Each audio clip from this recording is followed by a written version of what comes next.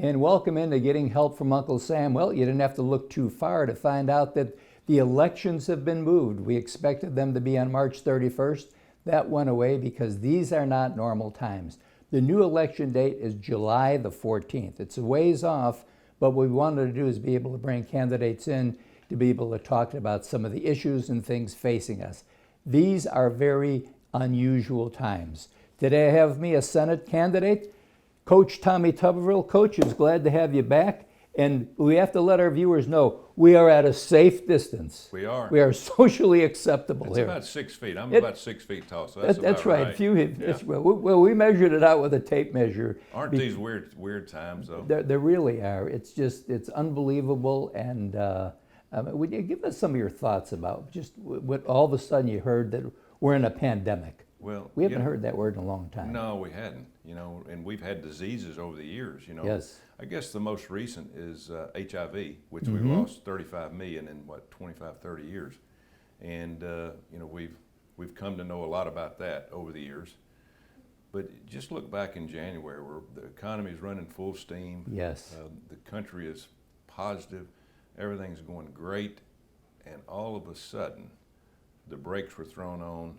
And our world as we know it just goes in turmoil. And just individually, we're a country of freedom. Yes. Of doing things the way we want to do it, right or wrong. I mean, you have that ability, as long as you stay within the law. But about the middle of March, the brakes were thrown on, rules were laid down, the things about washing your hands and 6 feet apart, and all the things that we never would have dreamed that we would have to take part in are here, and they might be here for a while. Absolutely. Well, we talk about the fact that stockpiling things. Obviously, the government is good at stockpiling. We've got things we've stockpiled over the years in case of an emergency. Does it look like we've stockpiled enough, or what becomes enough? No, we definitely don't stockpile money because we're broke. Amen. We're 23 trillion in debt, and now we're getting closer to 30 trillion. Now with all this that we give out to small businesses and help people get through this disaster. But I've always said this: our country runs on autopilot. We don't make any decisions unless we have to. Our government, because of certain situations, they kind of go through the motions until something happens, a disaster, and then we throw money at it. Unfortunately, in Washington, D.C., they live in a different era or something. They live in a time where, things are going smooth. They get out of the way, but when things start to go awry, like this pandemic, right, all of a sudden they look around going, uh-oh, now we got to make a decision. They look in our bank account. We don't have any money. We're broke. We're 23 trillion in debt. We don't save like we should. We don't have a balanced budget, and we should. Right. So as long as things are going right, man, our leaders look great. But when things go like this one is gone, we've got egg on our face, and it all starts in Washington, D.C.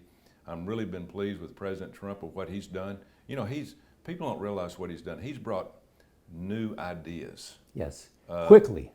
Yes. But he started, when he first got elected, you could tell that he was going to be a different type of leader. He went straight after China with the tariffs because he knew, working in the business field all of his life, he knew that China was sticking it to the United States, and they were stealing from us. And so he went after them. Our politicians never thought about doing that because they'd have to make a decision.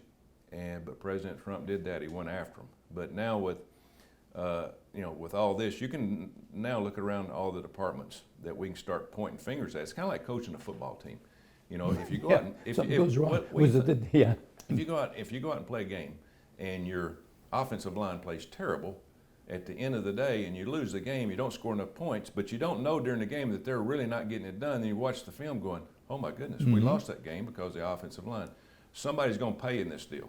You look at the Center for Disease Control, CDC. Dropped the ball. We didn't have near enough test kits to test people to find out who had this virus to be able to quarantine them so it wouldn't spread. We didn't have near enough. The CDC, and I was reading about this. You know what they've been worried about? They've been worried about, now this is the CDC, Center for Right, disease control. They've been worried about gun control, climate change, and gender problems. What in the world are they doing? No. I mean, they need to protect this country. That's their job. That's they have right. no business worrying about any of that. They've got to worry about their job. Isn't that amazing? Yeah, it is amazing. So a lot of times, a lot of the states and the governors are saying, we need more money from the federals. Basically, I think it's everybody along the way should be paying their part in this thing. Everybody's going to need to pay their part. Right. Again, the money's coming from you and I, and Absolutely. all the taxpayers across the country. It's coming out of our pockets. It's not coming out of the politicians' pockets. And so sooner or later, we're going to wake up and say, okay, here's the deal. We've got to have a balanced budget. And then in that balanced budget, we're going to save $800 billion a year. That's going to go into a fund to where we're going to need it one day. Instead of at the end of the year, as they did this past year in December, they passed a $1.3 or $4 trillion omnibus bill to say we can't pay our bills, we need more money. Absolutely. You can't live like that in your household, you can't live like that in a small business, and you can't live like that as a government. But we've got too many people up there that have been there too long, Absolutely. that don't understand that what's going on in the country, and they don't run this country like a business. Donald Trump is the only guy up there that is looking at this like a business. He's handling the problems like you would. You make decisions, you don't put them off, and you point fingers, get the job done. And sometimes he goes a little bit overboard showing his opinion, but you know, right now, we need that type of leadership. Absolutely, totally. If somebody wants to learn about your campaign, it's it's a couple of months off before they get to go to the ballot box, but how do they get a hold of the campaign? TommyForSenate.com. Just go in there and you can read everything about what I believe. And it's TOMMY. TOMMY. Forsenate.com. That's all you need. And just go, it's a great website. Our people have done a great job with it. And again, we want to be very informative with that website because sometimes, false information gets out there and you want to read, well, what does Coach really believe about that when he sees a commercial on television, which I've had a few on TV that are totally opposite of what I believe in. So they can go in there and read about exactly what I believe in and why I believe it. Great. Well, thank you so much.